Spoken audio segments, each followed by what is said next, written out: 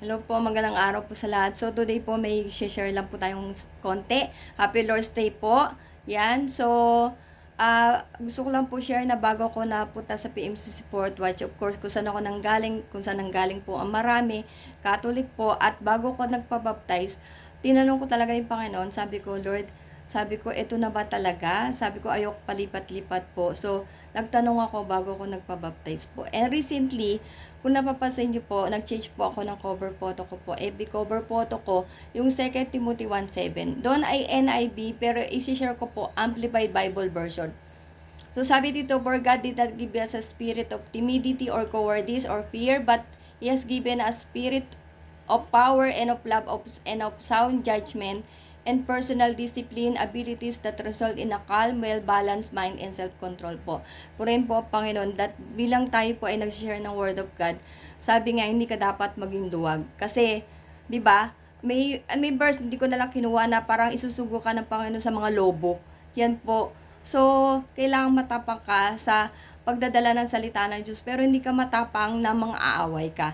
So, i-share mo lang salita ng Diyos ng may self-control nga and of sound judgment and love, of course. Napaka-importante po yung love na gusto ng Panginoon. Siyang nag-una nagbigay ng pag-ibig. Binigay niya ang kanyang bugtong na anak po, di ba? Kaya tayo ay dapat nag-share po ng Word of God ay punong-puno po ng pag-ibig. At yung nga po, merong result in a calm, well-balanced mind and self-control po. Purin po, Panginoon. At yung eto ay, 'di ba, yung recently shinare din natin yung scripture, yung 2 Timothy 3:16 to 17, NIV po ito. All scripture is God-breathed and is useful for teaching, rebuking, correcting, and training in righteousness so that the servant of God may be thoroughly equipped for every good work. So, ang scripture, ang salita ng Diyos po ay nagtuturo, nagre-rebuke, 'di ba? Minsan nasasaktan tayo, convicted tayo kasi totoo. Yun po ako rin, hindi po ako dyan. So, dinaanan ko lahat yan at kahit na minsan pagkaano talagang lagi ako nagbubulay-bulay po ng sarili ko po. Yan po rin po ang Panginoon. So that the servant of God may be thoroughly equipped for every good work po. So, yung good work nga, di ba, na sa paggawa ng good work nga po, pagkabuti ang pagbibigay, yan siya. Sa pag-share po ng Word of God, pagtulong sa ministry, lahat-lahat na po.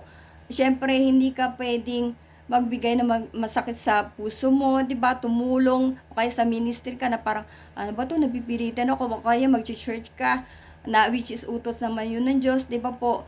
Na ang sama ng loob mo, ganyan po. O kaya nag-share ako ng Word of God pero napipilitan ako. Yan po. So, sorry po, sobrang init. Mainitin pa naman din ako. Tsaka sobrang init talaga po dito. So, ngayon po ay sasagutin lang natin kasi nga, dapat gagawin ko pa nga ng sanang video to, pero kumbaga tayo ng Panginoon ng Holy Spirit po, na yung dati kasi hindi ko talaga alam sagot do sa Biblia, pero alam na Diyos, alam ko yung sagot dito. Kaya po, eto, minabuti nating sagutin. Sabi ko nga may nag-stalk sa akin, pero pagdating sa giving, sa tithing, pagkakaloob, hindi siya po nagko-comment. So, sagutin natin, sabi niya, ang sabi ng Panginoong Jesus, ililigtas niya kanyang iglesia. Di po ba dapat nasa loob tayo ng kanyang itinayo po? So, ano po yung Matthew 16:18 kasi sinasabi niya. Basahin natin, Matthew 16:18. Easy to read version po ito. So, I tell you, you are Peter and I will build my church on this rock. The power of death will not be able to defeat my church. So, yung iglesia po, sa Greek word, ekklesia. Ekklesia po, yung ek, out, nilabas. Yung kaleo, to call, tinawag po. Although na-share ko na to maraming beses na rin po. Yan siya. So, iglesia, ito po yung kalipunan ng mga taong inilabas po ng Panginoon sa makasalanang sanlibutan po. Ito po yung grupo. So, hindi sinasabing ang PMCC lang po. May iba pang church. Yan po. Ito yung grupo, kalipunan ng mga taong inilabas ng Panginoon sa makasalanang sanlibutan. Ito po sila po yung tumanggap ng kaligtasan ng Panginoong Hesus po, nagbabaptize, lumalakad sa daan ni Kristo, nagpapakabanal yan po. So, purihin po ang Panginoon. At sabi diyan, 'di ba, on this rock, ang rock po ay ang Panginoong Hesus. The power of death will not be able to defeat my church. So, yung the power of death, kaya nga, yung second death, yun po, So, ito kasi yung dagat-dagatang apoy, sabi nga, will not be able to defeat my church. Meron kasing resurrection na. Sino po yung unang na-resurrect? Ang Panginoong Hesus po. Kaya ikaw, ay pag nakikristo po, tinanggap mo ang Panginoong Hesus, yung second death nga, hindi ka na, kumbaga meron ng resurrection po. Kaya nga, pinipilit ko ang maraming tao, mahal sa buhay, di ba, tumanggap ng kaligtasan, yan po, na tumanggap kay Kristo. Pero syempre, dumaan sa ano sa way ni Christ po, 'di ba? Sa daan ni Kristo, hindi sa likong daan, hindi sa ating daan, hindi sa dating daan, 'yan po. So purihin po ang Panginoon.